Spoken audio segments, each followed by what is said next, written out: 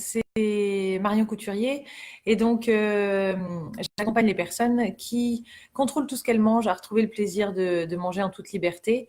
Et donc sur ce groupe Facebook Décoder ses kilos émotionnels, aujourd'hui on parle des 4 engagements à prendre en 2020 pour aller vers cet objectif de se délester de vos kilos émotionnels.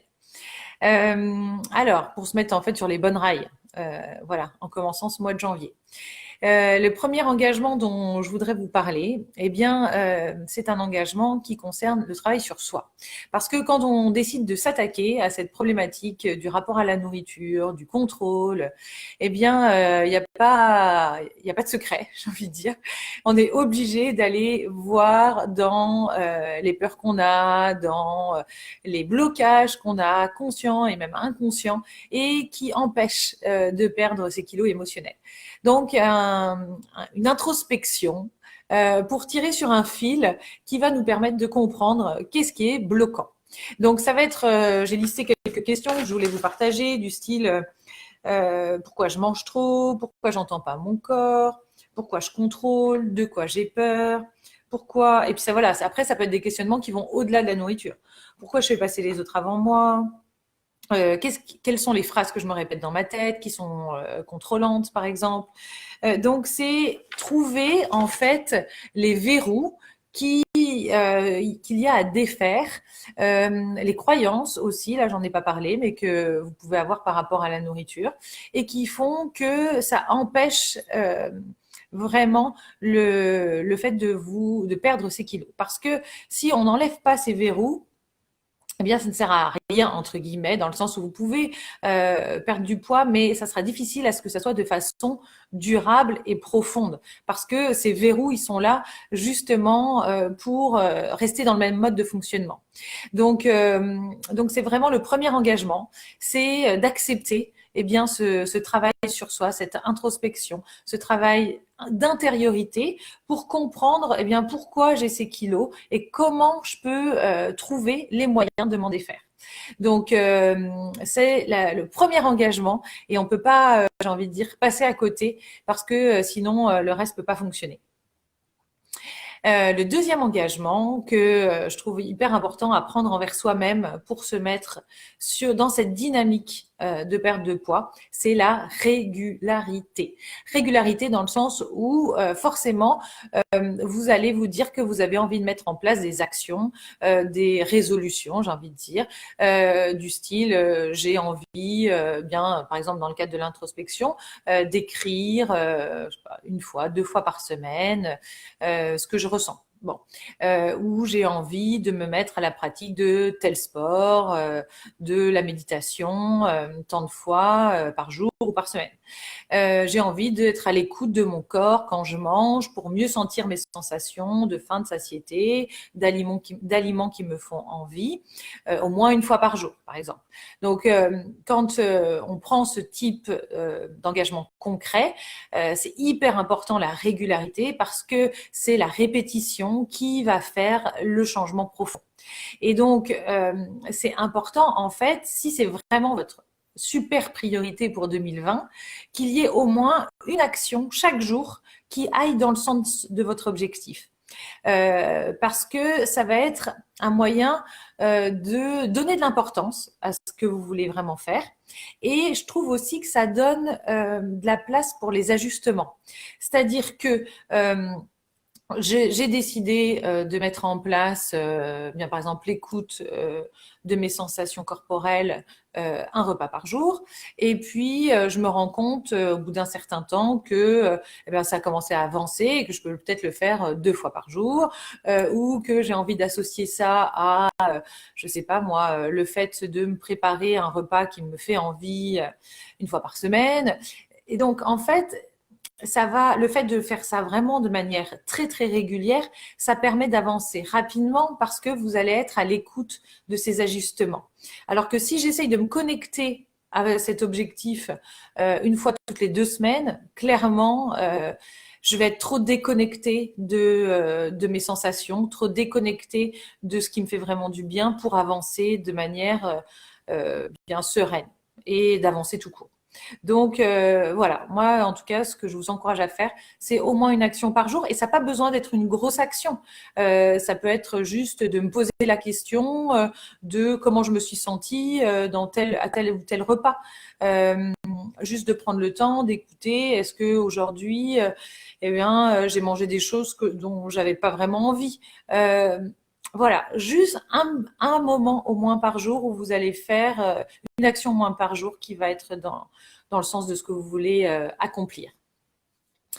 Donc, c'est ça le deuxième engagement. Le troisième, il est en lien avec le deuxième, qui est que même si donc le but est d'être dans une forme de régularité, il est important d'être vigilant de ne pas tomber dans l'excès de pression et l'excès de contrôle. Parce que quand on a un fonctionnement de base qui peut être contrôlant par rapport à la nourriture, le fait de se mettre des objectifs, on peut vite tomber dans le fait de vite, il faut y arriver, vite, il faut que ça change, hein, et en oubliant le respect du rythme. Donc, c'est important de discerner les actions que j'ai envie de mettre en place parce que réellement, elles sont adaptées à mes besoins, de ce qui part de je le fais parce que je dois le faire. Donc, c'est parce que le but quand même, c'est de vraiment arriver à un fonctionnement qui est en lien avec ce dont j'ai besoin, qui est en lien avec ce qui me fait plaisir. Donc, ce sont ça les sources de connexion premières dans ce qu'on va choisir. Pour éviter un excès de rigidité dans les actions que je mets en place. Donc, je vous encourage aussi là à être vigilant et un des indicateurs, c'est vraiment le plaisir. C'est-à-dire que est-ce que le sport que j'ai choisi ou l'activité que j'ai choisie pour aller dans le sens de mon objectif, j'ai vraiment envie d'y aller. Est-ce que ça me fait vraiment plaisir de le faire? Alors, bien sûr, au début, quand on ne connaît pas, il peut y avoir des freins. Donc, par exemple, sur une échelle de 0 à 10, si vous sentez que bon, vous êtes à 5, 6, ça veut dire que ça vaut peut-être le coup de tenter. Mais si vous êtes à 2, j'ai envie de vous dire, laissez tomber, hein. C'est-à-dire qu'il faut qu'il y ait au moins un minimum d'envie pour qu'il y ait un engagement à long terme. Sinon, c'est un peu perdu d'avance. Donc, d'être vigilant, vous voyez, à cette envie intérieure parce que c'est un vrai moteur de changement. Donc voilà, là sur cet engagement-là, c'est donc un savant dosage entre j'ai besoin de réaliser cet objectif, mais de trouver des moyens qui soient ni trop dans la pression, ni trop aussi dans l'évitement, parce qu'il peut y avoir ça, c'est-à-dire que là j'y vais pas, mais en fait c'est parce que parce que c'est trop lourd pour moi, parce que j'ai pas envie d'y aller, parce que j'évite de me confronter à ce dont j'ai vraiment envie, ou est-ce que c'est vraiment en lien avec un objectif ressenti et profond. Donc à vous de discerner ce qui est le plus adapté pour vous. Donc pour suivre votre rythme et vos besoins. Donc voilà, ça c'était le troisième engagement. Et le quatrième, eh bien, il concerne en fait le fait de chercher du support à l'extérieur. Parce que je remarque très souvent que les personnes que j'accompagne, eh bien, elles parlent très peu de ce qu'elles vivent. Elles en ont parfois jamais parlé, par peur du jugement, par peur des réflexions, du style, tu sais, c'est pas très compliqué, il suffit que tu te motives et puis tu vas y arriver à perdre de 6 kilos en trop. Mais non, toi, t'en as pas besoin. Franchement, c'est pas la peine.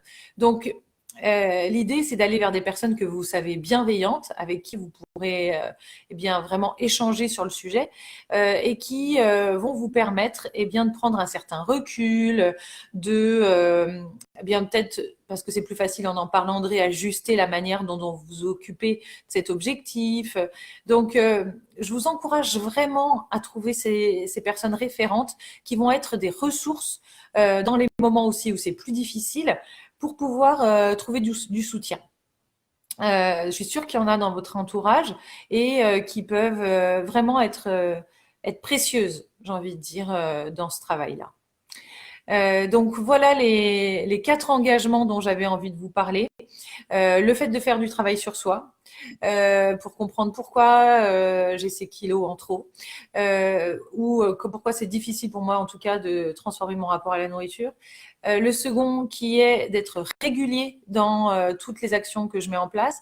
Le troisième qui est d'être régulier mais de faire attention à son rythme et d'être vigilant à l'excès de pression. Et le dernier qui est de trouver des personnes ressources et soutien pour vous aider dans ce cheminement. Et si vous avez envie de mettre un coup d'accélérateur à cette transformation, si vous sentez que le fait d'être accompagné là-dedans, eh bien, pourrait vous aider à atteindre vos objectifs, moi, ce que je peux vous dire, c'est que les personnes que j'accompagne, eh bien, on se concentre sur tous ces aspects-là pour que eh bien, les transformations soient profondes et durables. Donc, ce sont les 4 grands points que je transmets à travers mes accompagnements, en plus de tout un travail sur le corps, les émotions et le mental. Mais en tout cas, si aujourd'hui vous êtes prêt à mettre ce coup d'accélérateur pour avoir des transformations tangibles, eh bien, n'hésitez pas à me contacter en message privé pour qu'on puisse fixer une séance découverte. Voilà, je vous souhaite une très très bonne journée. Toujours une très très bonne écoute de vous et puis une bonne définition de vos résolutions pour l'année 2020 pour atteindre les objectifs que vous avez envie de réaliser.